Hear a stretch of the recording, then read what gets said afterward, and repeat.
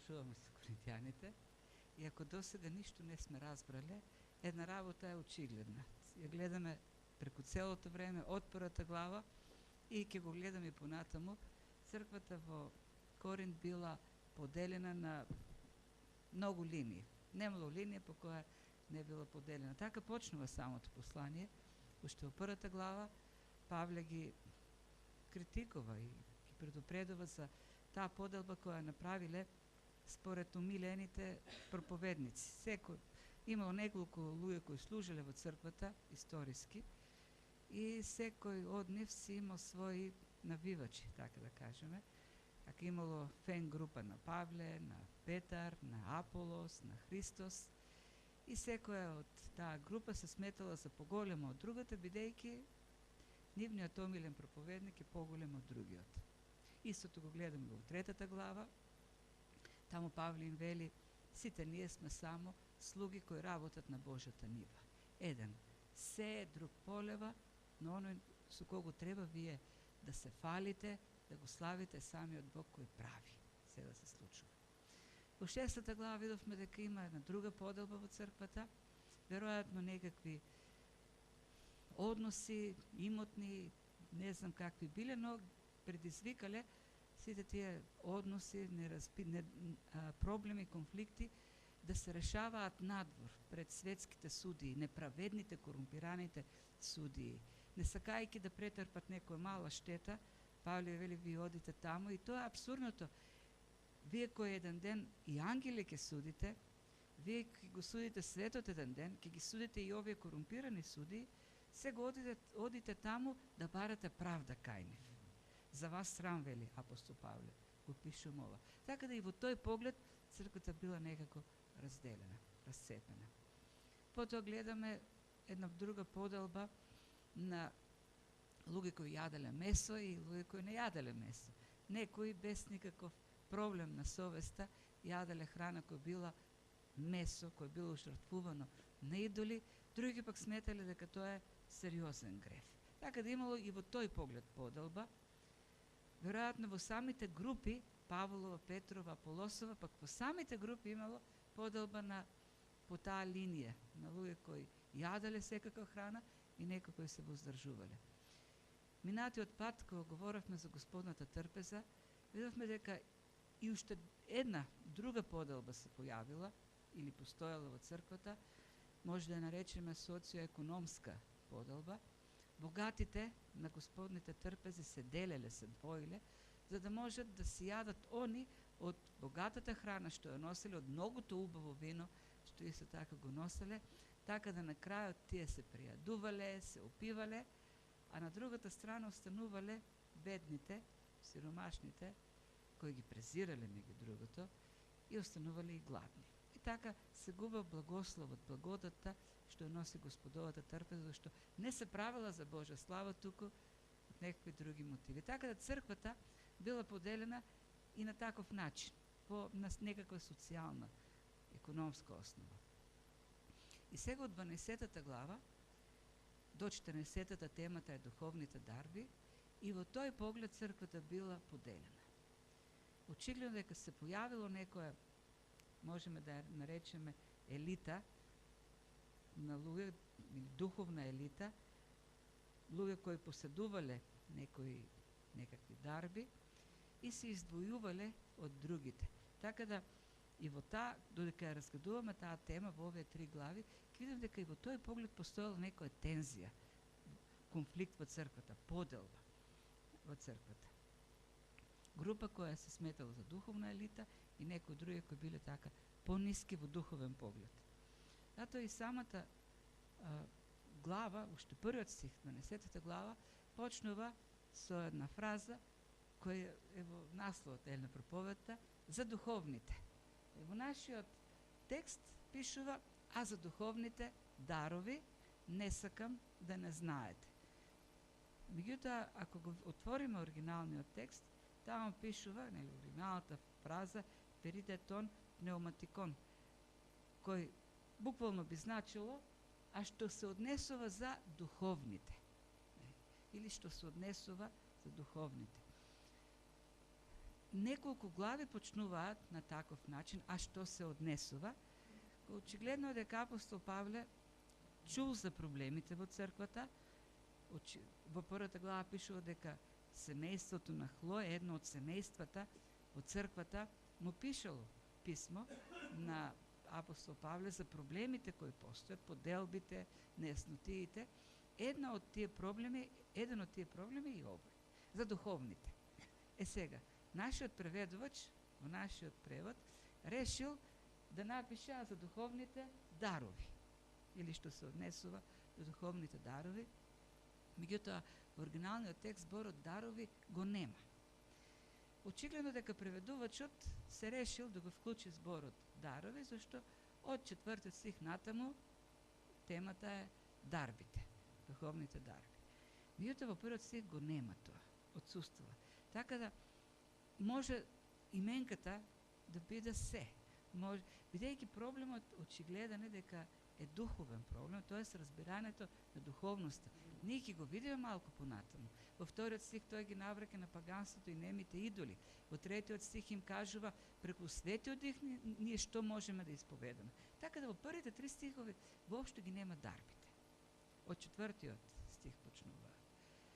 Некако како првите 3 стиха апостол Павле го досака да го обясни проблемот за духовноста, т.е. суштината да ја покаже. Што е духовно? Кои се духовни? Кои се духовните луѓе? И бидејќи тоа е, нели, како што кажавме, проблемот. Во црквата имало луѓе, очевидно е дека имало луѓе, имало верници кои поседувале духовни дарови, кои биле така по-спектакуларни, кои правеле некои феномени, и тие биле нарекувани пнеуматикон, духовни. Тие се духовните. Така да, основата на која ја вршиле поделбата на верниците во црквата биле некои посебни дарби кои ги имаат, или посебни способности кои ги имаат тие луѓе. Тие се пнеуматикон, духовни, а останатите кои ги немат тие дарови се пониски, пониска категорија на верници. И кога го пишува сето тоа, овие 3 глави, апостол Павле го има во позадина, на ум го има овој проблем. Позадината на конфликтот или поделбата од црквата. Неправилната основа на која што се врши тој проблем. И се обидува да ја покаже вистинската природа на духовноста, и затоа во првиот стих тој не одредува за што духовно има определ. Тој каже општо, а што се однесува за духовните или нешта, не може да каже. Духовните луѓе, духовните дарби, духовноста воопшто. Која е духовноста? Што е духовност? Така, ако може некој да го поделиме овој текст од 11 стиха, во првите 3 стиха ни се кажува што е вистинската духовност. Дарбите се основната тема, основното нешто на кој говори, за кој говори апостол Павле. Меѓутоа, уште во првиот, вториот, третиот стих, апостол сака да им каже дека вистинскиот христијанин е ориентиран кон Христос. И тоа да кажува кој е Христос. Христос е Господ. Христос е Господар. Така да, духовноста не се мери со даровитост, туку духовноста се мери со христоцентричност или посветеност на Христос. Тоа е Така да, христијанинот не треба да биде дароцентричен, туку треба да биде христоцентричен, фокусиран на Христос. Тоа е фокусот. Зашто ако тоа не е христоцентричен, а е дароцентричен, тогаш ќе биде и егоцентричен, само себецентричен, фокусиран кон себе си. Првото и основното во првите 3 стиха говори за христоцентричност. Тоест, во однос на даровите, во однос на духовните дарби, ние треба да бидеме христоцентрични. И потоа, кога говори нели за вистинската духовност, во 4 стих веќе поминува на дарбите, бидејќи поставена основата. Ако ние сме христоцентрични, тогаш ќе имаме и правилен однос кон даровите. Ќе имаме правилен однос кон службата. Во однос на службата, ние треба да бидеме служители. Тоест, ако сме христоцентрични, ќе бидеме насочени кон градење, а не издигање. И тоа е поентата. Христоцентричниот човек, како Христос, служи. Служи на другите. Го гради телото. Ако не сме христоцентрични, тогаш нема да имаме правилен однос кон службата. Така да, правилниот однос кон Христос, и затоа тој почнува со Христос, е основата понатаму и на службата. И така ги поставува Павле работите. Затоа, во таа долга глава во која темата е духовните дарови, тој почнува со Христос. Тоа е вистинската духовност. Вистински духовниот човек е фокусиран кон Христос, кога станува збор за дарбите, и кога станува збор за службата, тој е ориентиран кон градење. Не себе само промовирање преку дарбата, туку промовирање на Христос, посветувајќи се во служба на другите. Така да тоа се двете основни теми кои ќе ги видиме во овие 11 стиха. Христоцентричност наместо дароцентричност и служење наместо самопромовирање или лично издигање. Исто така, додека го читавме текстот, кој беше подолг, затоа не беше пресел, но ние ќе го видиме уште еднаш, се спомнати многу дарови. Нема да ги анализираме даровите, зашто и самиот Павле не ги анализира. Не е целта на апостол Павле овдека да даде список, исцрпен список на сите дарби кои постојат и да ни даде правилник која е дарба што значи. Не е тоа поентата воопшто. Поентата овдека на Павле е да ни прикаже како да се служи, која е вистинската духовност, како тие функционираат во животот на христијанинот и во животот на Христовото тело. Тоест, целта на апостол Павле е овдека да ја разбие, да го разбие оној стереотип кој постоел кај коринтијаните, она погрешна перспектива кон дарбите и да им даде една правилна перспектива. Тоа, која е вистинската духовност и како таа се покажува во личниот живот и во животот во црквата. Контекстот е служењето, бидејќи кажеме од 11 глава, па натаму контекстот ќе биде службата во црквата, самата служба. И овдека тоа е контекстот службата во црквата. Прво, првите 3 стиха говорат за вистинската духовност.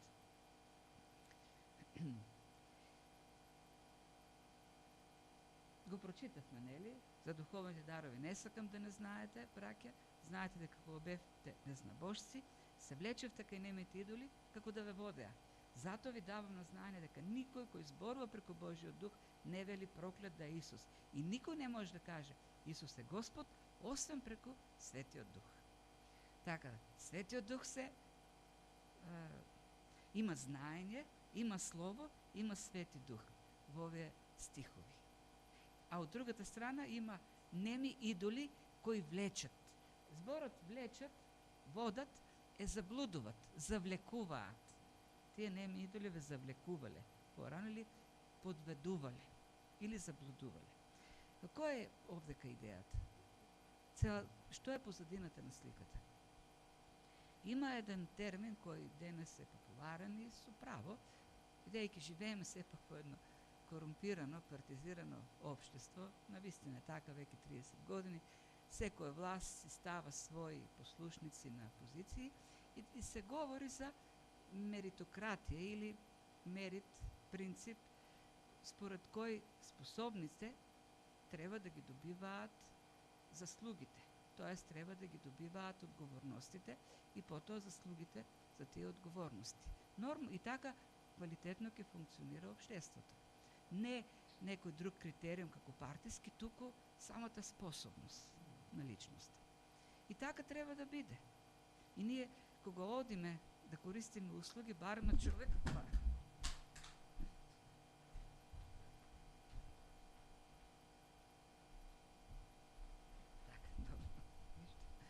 кога користиме услуги, кога се однесува за самите нас, бараме човек кој навистина може, е способен.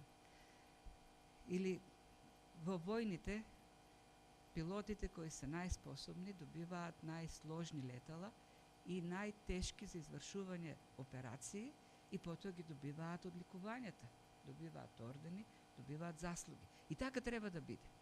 Но проблемот кај коринтијаните и воопшто проблемот меѓу сите нас христијаните е што тој принцип го користиме и во црква за доделување на ордени, одликување, издигање на луѓе.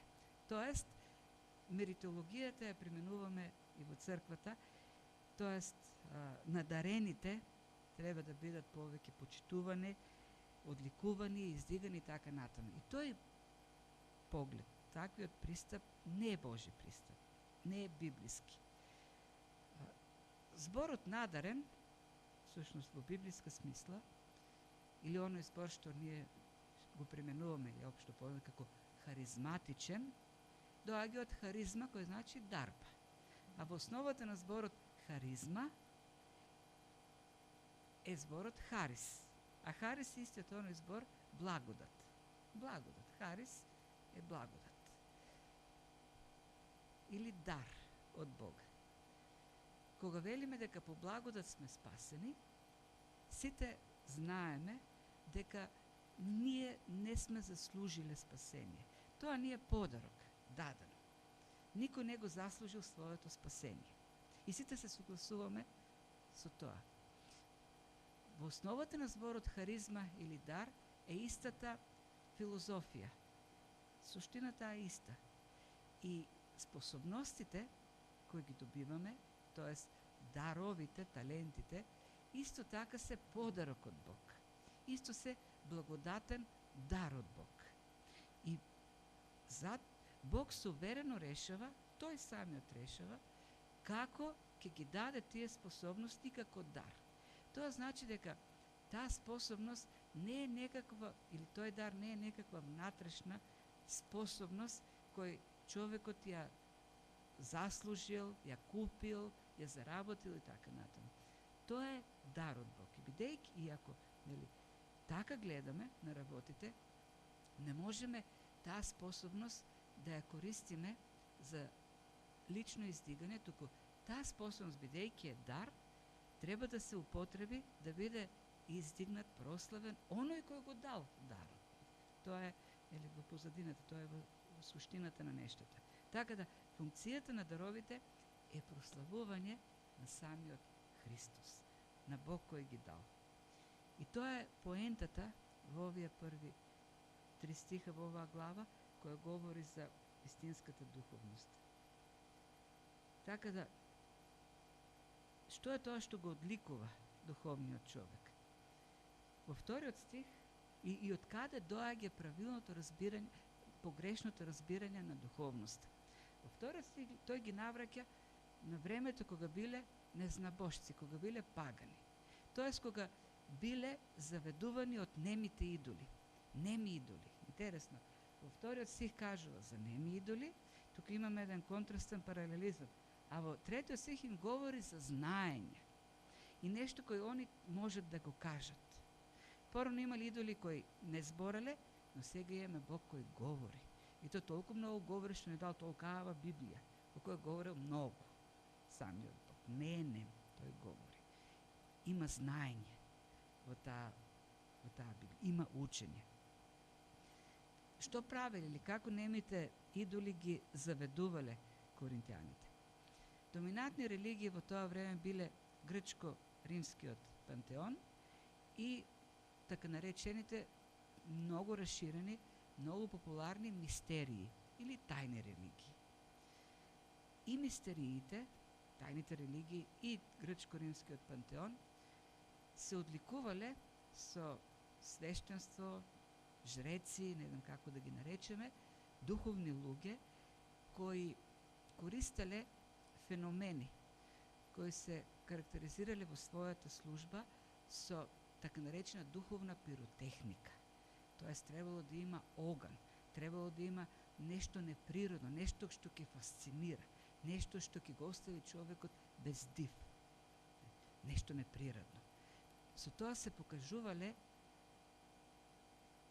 способностите на духовната личност на водачот, на свештеникот, кој е повеќе од другите. Тој не е обичен. Така се докажувала неговата духовност и дека неговата служба е вистинска служба. Тој е надарен. Тој не е како другите обичните луѓе. Тој е вешт во таа смисла. Тој е вештер или вештерка. Тој е волшебник. Треба да има нешто волшебно да може да го прави. Тоа е во суштината на поклонението или религијата на немите идоли. Нивната немост, неспособност да зборат се заменува преку духовност која се демонстрира со некакви чуда, тоест некакви такви волшебни работи, духовни феномени. И тие луѓе биле нарекувани, нели, имале посебен углед, зашто не се како другите, како обичните. Тие може да прават работи што обичниот човек не може да ги прави. И веројатно коринтијаните, и не само они, и до ден денес постои тоа, внеле нешто таа представа, што имале паганска представа. И сега, оние во црква, кои имаат дарови да прават феномени, неприродни, надприродни работи, тие се духовните. Тие се посебни, тие не се како другите. А оние кои ги немаат дарби, тие се некаква пониска класа или обични верници. Сакале нешто што ќе ги остави така, без див, што ќе ги шокира. Овој што прави. Сигурно е многу духовен. И да ви кажем, таа представа и до ден денешен останата, дури и меѓу христијаните. Затоа се говори, Нихат Преска ми даде една книжка православна, тој се ја заспав, но за некој си светец од 14 век кој до ден денешен прави чуда. Така да, девојче од инвалидска количка продала, и тоа сега, човек кој имал рак на панкреасот е излекуван и многу други работи. Тоа е поентата, нели, и тоа е многу духовен. Вчера ни дојде на гости едно семејство кој скоро се запознавме и така почна да раскажува како отишла некаде во една црква тука во Скопје, каде што исто таква духовност се покажува и тој застанал пред неа таму водачот и правил нешто пред неа и она паднала у несвес и не можела да стане и тоа е многу духовен. И јас прашав, добри, што е поентата сега на сето тоа? Па еве, тоа е многу духовен, тој има способности. Тоа е суштината. Станува збор за христијанска црква, станува збор за христијански пастор. Да. Тоа е знакот за духовност.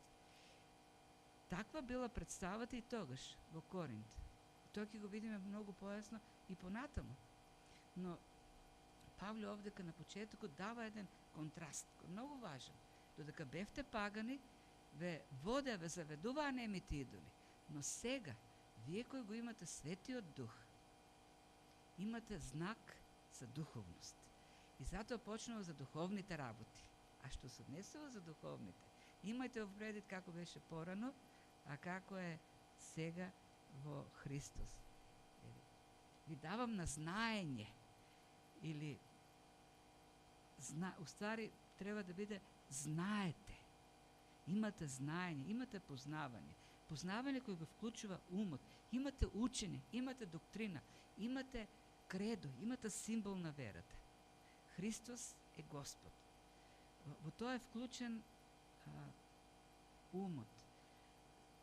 Прво вели, знаете кога бевте незнабожци, затоа ви давам на знаење, или ви давам учење, ви давам слово, дека никој не може да каже дека Христос е анатема ако го има Светиот Дух. Исто така, никој пак без Светиот Дух не може да каже дека Христос е Господ. И во ова овдека, во третиот стих, во вториот и третиот стих, нема ништо феноменално, нема ништо спектакуларно, нема никакво чудо, нема ништо кој би действувало така на чувствата на човекот. Се однесува до учење, се однесува до знаење, се однесува до умот. Христијанството, вистинската духовност е учењето, вистинската духовност е покорност кон тоа учење. А кој е учењето? Дека Христос е Господ. Духовниот човек е оној кој знае дека Христос е Господ и се покорува на тоа господство. И живее како слуга на Христос. Живее како Христов роб. И тоа е целата филозофија која го представува, тоа е филозофијата која го представува целиот живот на апостол Павле. Кога тој се представува како малиот кој е роб на Христос. Тоа е. Тој си го смени името и не се нарече со некакво големо име, туку се нарече Мал, тоа значи Павле, и секаде вели јас сум малиот роб на Христос. Тоа е вистинската духовност. Покорност и служење. Христијанството го ангажира умот на човекот. Го вклучува умот. Христијанството не е некаква мистика. Најголемиот дел, 90% од христијаните, гледат на христијанство единствено како на нешто мистичко. Сонови, светци кои се јавуваат, па кога ќе му се јави, тој треба да однесе јадење или треба да ја видат во црно облечено Света Петка и така. И се врти околу таа некаква мистика. Не се интересираат луѓето за основата, суштината, која е учење, кредо, догма, во која има покорност и живот. Христијанство не е нешто ирационално, не е антиинтелектуално. Во Римјаните 12 глава 2 стих апостол Павле вели дека вистинскиот христијанин го преобразува умот, го обновува умот, не според моделот на светот, туку го преобразува и умот според Словото. Имаме просветлен ум од Светиот Дух, кој е воден од Словото. Тоа е вистинската духовност. Така со тоа се одликува вистински духовниот човек. Не преку духовните дарби. Фокусот е Христос. Самиот Христос им кажува еден ден кога ќе дојдат кај него и ќе кажат во Твое име секакви чуда правевме. Пророкувавме, лекувавме најголеми чуда. И Христос ќе им каже: бегајте од мене, никогаш не сум ве познавал. Зошто велите Господи, Господи, а не ги извршувате моите заповеди. Јас не сум ви Господар. Вие во моје име правите работи, но вистински вие не сте моите слуги. Не сте послушни. Јас не сум ви вистинскиот Господар. Христос е фокусот. Гледате каква убава овдека, каква убава хјазма прави апостол Павле.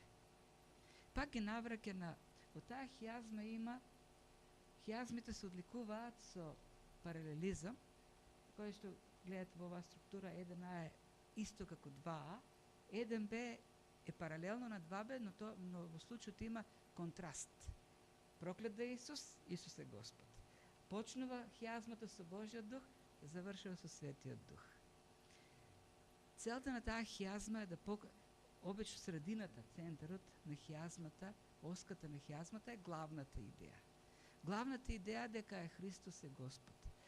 А Христос е Господ, или тоа сознание доаѓа преку Светиот Дух. И тој ги враќа пак кога биле пагани. Никој човек кој го нема Светиот Дух не може да каже Христос е Господ. Зошто Христос има претенција на апсолутен Господар. Тоа е претенцијата на Христос. И тој не ја крие. Тој вели: јас сум царот на царевите, јас сум господарот на господарите. Тоа е една претенција која директно ја предизвикува суетата на човекот. И човек без Светиот Дух не може да ја прифати таа претенција на Христос. И тој ги каже: не, јас сум си Господар. Тој може би нема да каже анатема е Христос, со устата, но во срцето го кажува тоа со својот бунт против Господ. Зашто непокорството на Бог е анатема, е богохулство. И апостол Павле им го кажува тоа, додека вие бевте влечени кон идолите и се восхитувавте на таа духовна пиротехника, на тие спектакли кои ги правеле вашите пагански свештеници, вие го проколнувавте Христос. Но во Светиот Дух вие го познавате Христос како Господ и му се покорувате. И само во Светиот Дух човек може тоа да го направи. И тоа е знакот за вистинската духовност. Не надареноста, туку покорноста. Од покорноста понатаму ќе биде условена и нашата, како ја користиме нашата надареност. Вистински духовните не се опијанети со дарбите. Тие се опијанети со Христос, со Неговата слава. Многу лесно, ако ја немаме вистинската духовност, која е покорност на Христос, ние може многу лесно да бидеме опијанети од лична слава. Ако го немаме покорниот, послушниот однос, служителскиот однос кон Христос, ние ќе бидеме опијанети од себе си. Затоа, оваа структура треба да биде структурата на службата, структурата на животот. Светиот Дух кој не исполнува и не насочува кон Христос, кон служење. На таа структура се гради животот. Овие се првите 3 стиха, нели, кои говорат за вистинската духовност, како на што треба се темели се. И потоа, од 4 до 11 стих говори за самото служење, т.е. говори за дарбите. Ако духовноста е христоцентрична, службата ќе биде моделирана според примерот на Христос. Тој кој е најмногу од сите, кој ги има дарбите или кој е најнадарен од сите, кој е неограничен во своите способности, се употреби за другите, за да служи на другите. Седмиот стих е клучниот, вели, на секого му се дава во него да се пројави духот за полза. Значи, Светиот Дух, кој не насочува кон Христос, на секого му се дава, тој дух за полза. Нашиот превод и тука не е најдобар, зашто употребен на збор кој има предлог сум или сум. Тој предлог сун или сум секогаш означува нешто заедничко, општо, содејство. И затоа подобриот превод би требало да биде за општа полза, за заедничка полза. На секого му се дава духот да се покажува во него со способност, со дарби за општо нешто, за заедничко нешто. Тие се дадени за општа полза. Нема дар, нема способност која е дадена само за себе, за мене. Нема таков дар. Секој дар, секоја способност која е дадена за служба на другите. Е општо благо, така да кажем, општо добро. Човечките дела, човечките произведенија имаат копирајт. Кога некој ќе напише композиција, тој има право. И само тој има право на таа композиција. И никој друг не може да се користи таа композиција без да побара дозвола или да плати така натаму. Меѓутоа поминува време, кога веќе и наследниците умираат и на крајот веќе тоа станува општо добро. И може секој да се користи од тоа дело. Например, никој не може да бара копирајт да изведе композиција на Моцарт. Од кого ќе бара копирајт? Тоа е општо благо веќе, општо добро. Секој може да ги извежба и да ја интерпретира. Може би копирајт изведувачот да се обезбеди за некој концерт, за некоја изведба.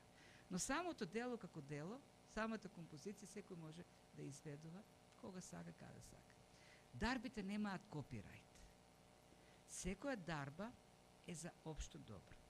Секоја дарба Бог ја дава да биде во служба на сите. Секој да се користи од таа дарба. Да биде благослов за секого. Да се служи заедно, да се служиме еден на друг. Да биде благослов во служба на телото Христово. И сега, бидејќи тука се појавува клучното прашање, има различни дарби. И да го признава тоа апостол Павле. Најразлични се дарбите. Меѓутоа сите тие различни дарби во единство треба да функционираат со една единствена цел. Да има хармонија, да има единство, да има синхрон. Бидејќи сите тие дарби доаѓаат од еден Бог, во кој исто така има разноликост. Има разноликост, но тој Бог, од каде што доаѓаат дарбите, во таа разноликост действува во единство. Има разни дарби, но Духот е еден и ист. Разни служби, но Господ е еден и ист. Разни дејства постојат, но Бог е еден и ист кој извршува се во сите. Разни дарби, разни служби, разни дејства. Еден е Духот, еден е Господ, еден е Отецот. Сите тие, иако се во множество, сепак се едно, во секој поглед.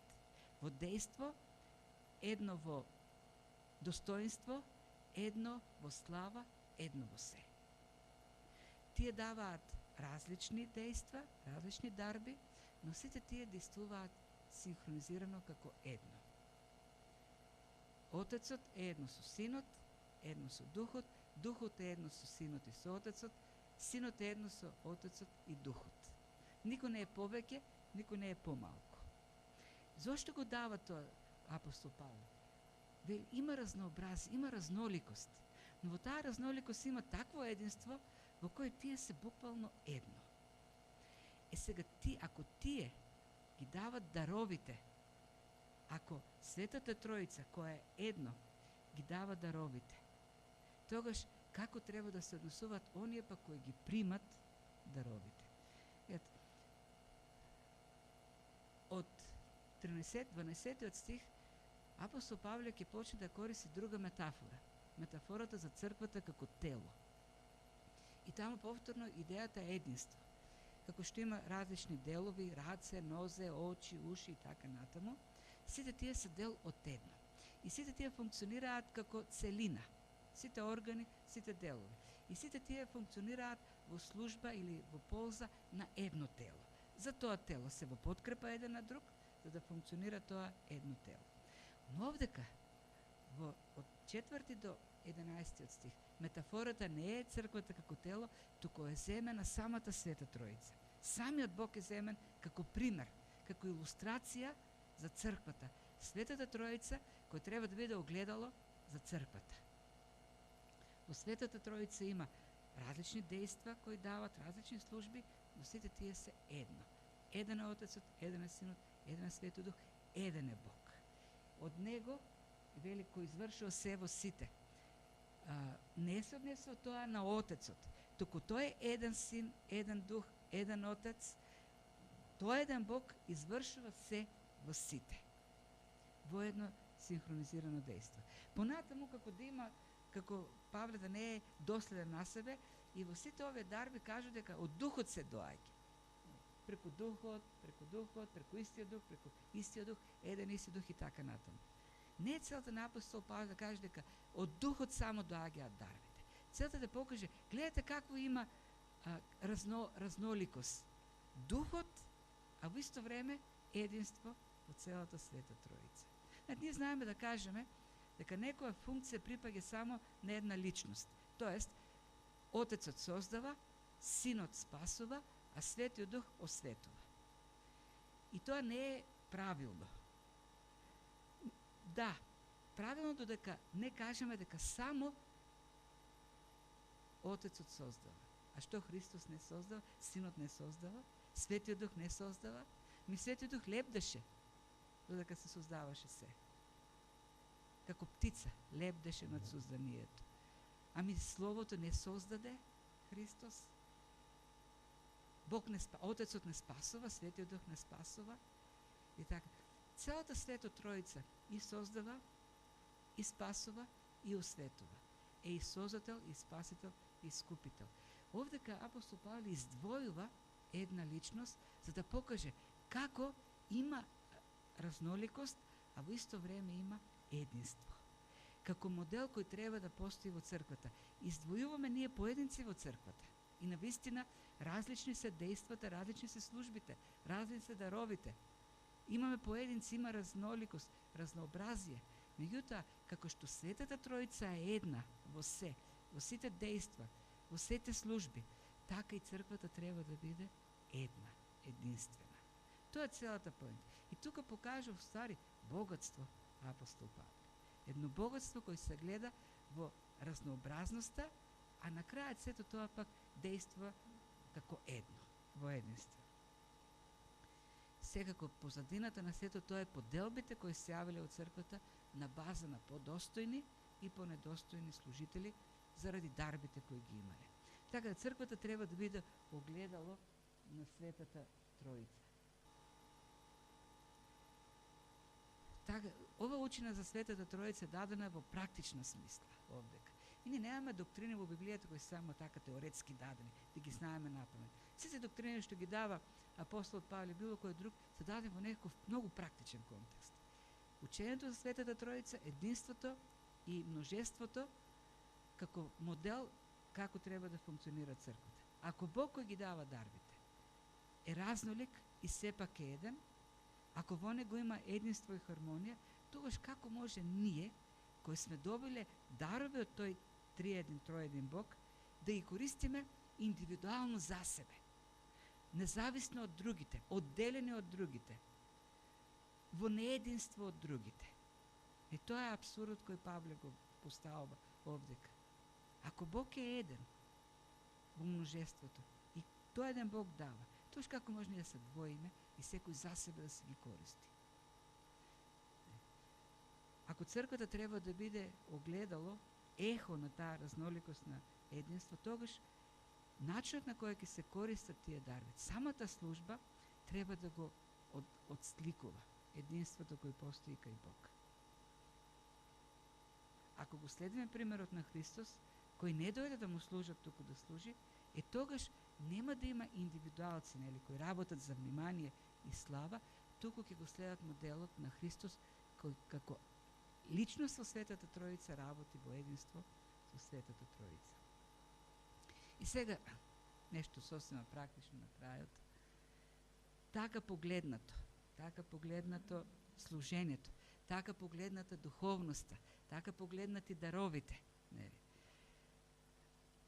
разбиваат една представа која постои, таа модерна представа, современа, во кој христијаните седат на клупите, на столовите, се прашуваат која е мојата дарба и некои до крајот на животот се прашуваат, ги гледат потребите, ги гледат, нели, можностите, меѓутоа живеат цело време со прашањето, ами дали е тоа мојата дарба? И така остануваат неми наблюдувачи, зашто не си откриле дарбата. И не служат зашто не откриле дарбата, зашто не знаат која е нивната дарба. И пополнуваат прашалници, квизови, тестови и никако да се откријат дарбата. Принципот, ако, нели, Христос е нашиот Господар и ние сме неговите слуги, ние слугуваме. Тоа е принцип. Не седиме, не се прашуваме, туку гледаме потреба и работиме. И се вклучуваме во служба. Христовите заповеди се јасни. За да си Бог на секого му дал дарба. Нели? На секого му се дава во него да се прояви духот за полза. Се тоа го прави еден исти дух, распределувајќи секој поотделно како што сака. Секој од нас добил дарба да биде слуга на Христос. Ако го има Светиот Дух. Секој од нас добил дарба да му служи на другиот, ако го има Светиот Дух. Кога човек ќе влезе и ќе почне да служи, да слугува, кога ја гледа потребата и вели, можам ли да помогнам? Или како можам да помогнам? И тоа е основното прашање. Тогаш Светиот Дух веќе јасно ги открива работите. Што сака од тебе да прави, заштото способил да правиш. Додека седиме на клупата, на столот и се прашуваме, и само се прашуваме и ништо не работиме, никој пат и нема да питаме служители. Ние сме повикани да служиме. Служењето не е професија. Служењето е покорност кон Христос. Не треба некаква посебна способност да бидеш служител, да му служиш на Христос. Не треба посебна дарба, кога ќе видиш маката на некого, да му помогнеш. Кога ќе видиш потребата на другиот, да му послужиш. Тоа е служењето. Тоа е вистинско, така функционира Христовото тело. Има еден, не знам дали овој стих го знаете, Верувам дека во животот на секој христијанин треба да се гледаат плодовите на неговата вера, да живее свет живот и да ги исполнува своите должности кон Бог, кон ближниот и кон себе воден од Светиот Дух. Ова нешто, со ова нешто сите сме се согласиле, секој оној кој потпишал пристапница за членство. Ова го има во нашата пристапница за членство.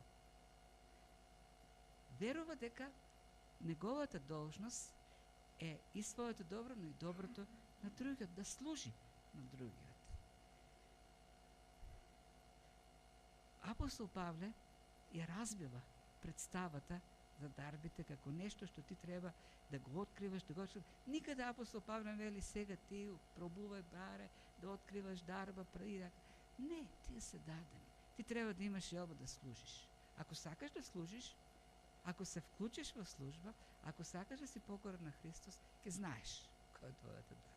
Ќе разбереш каде да служиш. Така да прашањето е кому му служиш всушност, не која е твојата дарба. Кому му служиш? Во чиј живот си вклучен за да го покажеш Христос? Нашата основна служба е да го покажуваме, да го демонстрираме Христос во нашиот живот. Оно што Христос го правеше и ние треба да го правиме. Овие стихови, преку овие стихови сме повикани кон менталитет духовен кој е фокусиран кон Христос и таков менталитет не води во служба која е ориентирана кон служење на другите, а најмногу она што се говори, нели, кога станува збор за дарби. Бог сака да направи големи дела, големи чуда. Да, ќе дојдат. Но ако вака сме поставени, ако сме поставени, насочени, ориентирани кон покорност на Христос и служба на другиот, тогаш веќе и на вистина ќе дојдат големите работи, големите чуда, големите харизматички очекувања, кои Бог и сака да ни ги даде и ќе ни ги дава. Ќе ги врши за нас или преку Негова слава. Ако сме премногу зафатени за да им служиме на луѓето, треба да се покајаме и за тоа, зашто сме премногу зафатени за вистинско служење. Зашто животот, христијанскиот живот е тоа. Служење постојано, секојдневно, живејќи заедно со другите. Господ да ни дава таа перспектива што овдека е представена на вистина и да ја живееме.